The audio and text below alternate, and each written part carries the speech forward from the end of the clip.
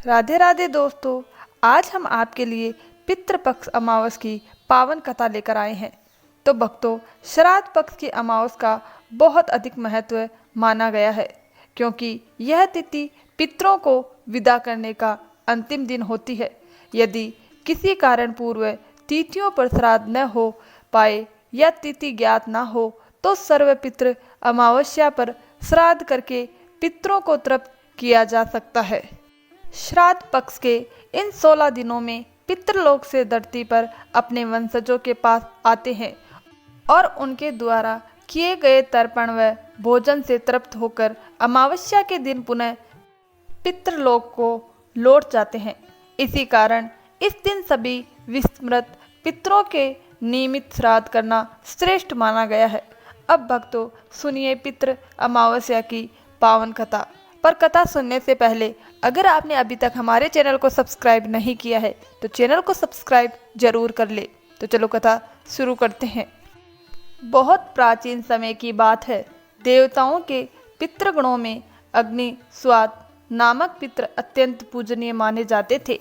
उन्हीं की एक मानसी कन्या थी जिसका नाम अश्रोधा था। मत्स्य पुराण में अश्रोधा सरोवर और अश्रोधा नदी का उल्लेख मिलता है, जो कश्मीर में स्थित माने जाते हैं। एक समय अश्रोधा ने अपने पितरों का स्मरण करते हुए कठिन तपस्या आरंभ की। उसने जल और अन्न का त्याग कर केवल कंद मूल फल से ही जीवन व्यतीत करना शुरू किया।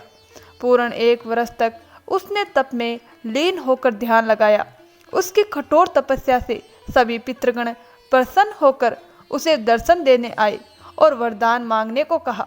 इसी समय अमावस्यु नामक पितृ भी वहां उपस्थित थे। अश्रोधा ने जैसे ही अमावस्यु को देखा तो उनकी ओर आकर्षित हो गई और वरदान मांगने के स्थान पर उनके साथ रमण की इच्छा प्रकट कर दी। यह सुनकर अमावस्यु अत्यंत क्रोधित हुए और बोले, तुमने ऐसा विचार भी कैसे किया? मैं तुम्हें श्राप देता हूँ कि तुम पतित होकर पृथ्वी पर जन्म लोगी। श्राप सुनकर अश्रोधा पछताने लगी और हाथ जोड़कर क्षमा मांगने लगी। पितरों को उस पर दया आई। उन्होंने कहा, तुम मत्स्य कन्या के रूप में जन्म लोगी और महर्षि पराशर तुम्हें पत्नी रूप में स्वीकार करेंगे। तुम्हारे गर्भ से महान विभूति महर्षि व्यास जन्म लेंगे। इसके बाद पुनः तुम पितृलोक को प्राप्त करोगी। यथा समय अश्रोधा का जन्म मत्स्य कन्या के रूप में हुआ और उसका नाम सत्यवती रखा गया। सत्यवती ही आगे चलकर महर्षि पराशर की पत्नी बनी और उनके गर्भ से महर्षि व्यास का जन्म हुआ।